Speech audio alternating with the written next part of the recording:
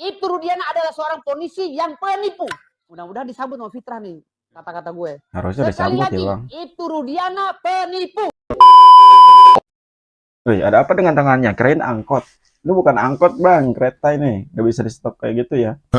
Orang yang salah. Dia kira angkot ya. Satu mungkin kurang kuat. Nah, di tempat kejadian ini mungkin perlu ada dua. Dan tolong alibinya juga betul-betul diperkuat. Betul nggak kejadian tersebut? Betul. Diperkuat gimana, kan itu sudah diperkuat ya sama Hadi. Itu bekas lukanya ada.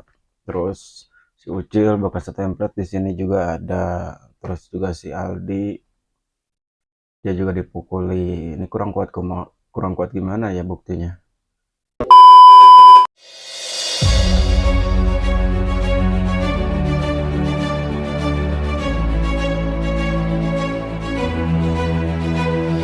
Halo, selamat datang kembali di channel Dani TV. Terima kasih buat kalian yang sudah klik video ini. Dan apa kabar? Mudah-mudahan selalu dalam keadaan sehat ya. Ada beberapa video yang menarik dibahas ya. Dan di sini ada Firdaus Wibowo ya, Wiwobo. Dan ada juga Fitra yang membawa ransel, nggak tahu dia mau kemana gitu kan, atau dia udah blunder dengan kasus ini. Dan ada juga mantan Kapolda Jawa Barat ya yang memberikan klarifikasi untuk kasus ini terkait dugaan penyiksaan yang dilakukan oleh oknum Anwar dan yang lainnya. Oke, seperti apa videonya, kita langsung ke video pertama. Itu Rudiana adalah seorang polisi penipu. Ingat itu, catat Penipu. lagi. Sekali lagi. Itu Rudiana adalah seorang polisi yang penipu. Mudah-mudahan disambut sama Fitra nih kata-kata gue. Harusnya Sekali disambut lagi, ya Bang. itu Rudiana penipu. Tantangin Fitra, lo debat sama gue Fitra ya. Lo bawa klien lo tuh si Rudiana tuh ya. Gue tantang lo Fitra sama Elsa Sarip. Gue tantang beneran lo sekarang. Nah, denger nih buat Fitra dan Elsa Sarip ditantang sama Mas Firdaus nih ya. Bisa nggak nih datang untuk tantangannya? Fitra ya, mantan pengacara Rudiana kabur dari Indonesia, diduga pusing lantaran dihujat warga se-Indonesia. Kita langsung. Juga pusing dihujat warga se-Indonesia, Fitra Romadoni, mantan pengacara Ipitu Rudiana, memutuskan pergi dari Indonesia demi nama baiknya yang terlanjur kotor akibat membela.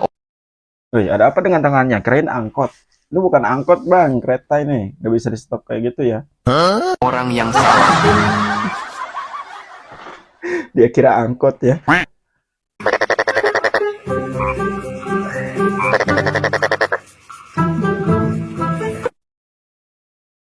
Dan di sini ada Anton Carlian ya, setelah Dede Adi bersaksi di kasus Pina, dan kalian berbicara tentang kesaksian Dede dan Adi di kasus Pina Cirebon. Ini klarifikasi dari Bang Anton ya. Oke, kita langsung. 6 orang ini Pak sampai dibawa ke Mapolda ya, di kantornya Bapak di Bandung, diselamatkan agar nggak bonyok atau mati kena disiksa. Bagaimana Pak Anton merespon soal ini Pak?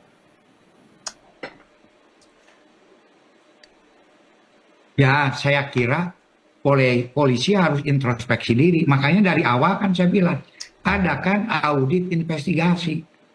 Kalau perlu tidak perlu laporan dari masyarakat. Karena ini adalah sebagai kontrol sosial, kontrol kepada diri sendiri. Kita bisa maju kalau memang kita bisa mencari kelemahan. Dari kelemahan-kelemahan inilah kita bisa memperbaikinya.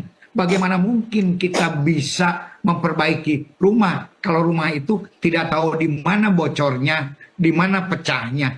Jadi kita harus mengetahui, dan ini pun juga sudah menjadi keputusan ya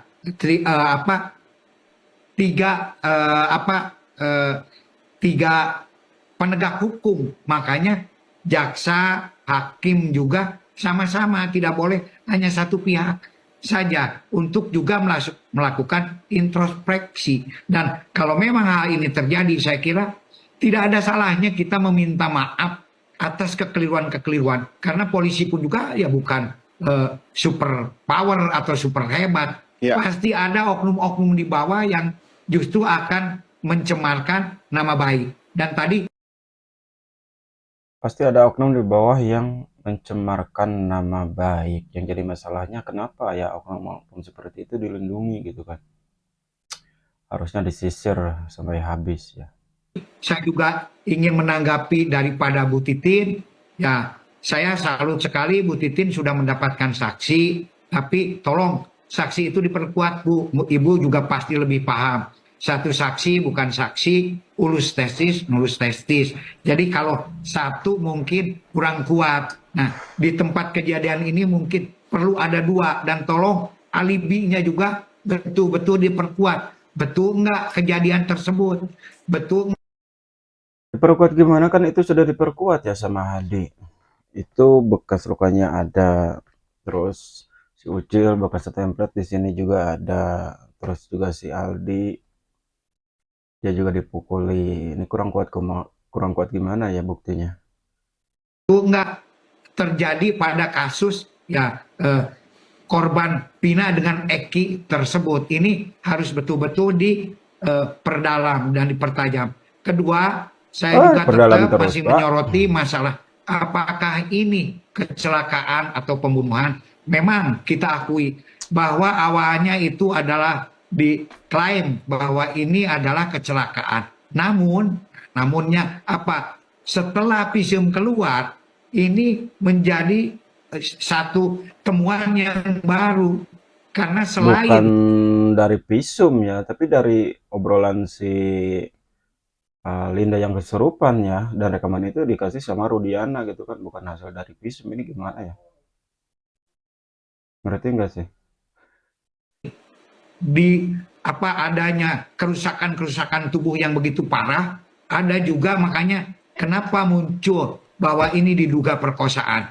Karena di dalam ya kemaluan atau ya alat vital korban itu sendiri ditemukan jaringan perdarahan yang tidak wajar, dan juga Jaringan perdarahan yang tidak wajar sejak kapan ya? Kan sudah dibantah sama Mas Adi bahwa itu adalah satu kecelakaan ya. Nanti juga bakal dibahas atau diberikan saksi sama Nazruddin ya, bahwa itu benar-benar kecelakaan. Terus di mana gitu kan, kalaupun ada sperma harusnya ada visum juga, dan ada bukti beberapa saintifik lah ya yang mengarahkan ini memang pembunuhan. Toh nggak ada yang jadi saksi satupun yang menyebutkan ini adalah satu pembunuhan ya. Tidak ada satu saksi di persidangan PK pun kemarin ya. juga adanya sperma. Nah, inilah yang Saya jadi teringat Suroto kayak ngomong kayak gini ya.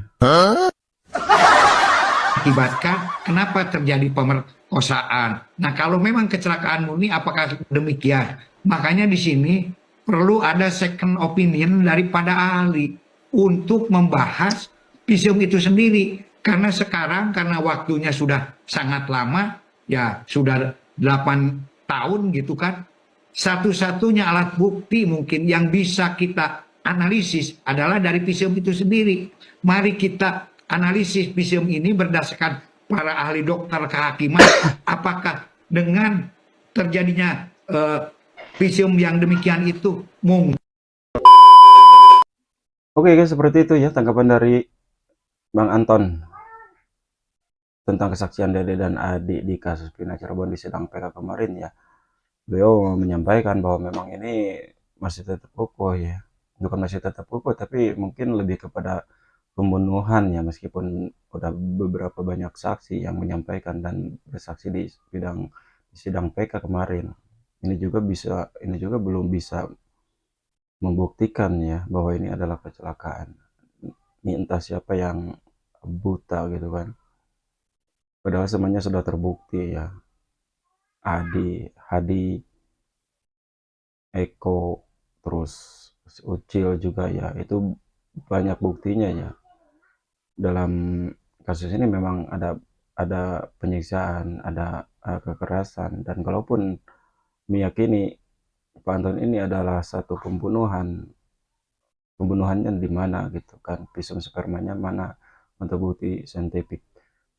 Dan kayaknya ini lebih kepada pembicaraan Suroto ya, yang meyakini bahwa ada softtek, seduta softtek, bahwa celananya melorot, dan dia juga membenarkan. Pusing kayaknya ya. Oke guys, seperti itu. Apa tanggapan kalian tentang video ini? Tulis di kolom komentar, dan nantikan video selanjutnya di Naik Reaction. Bye bye.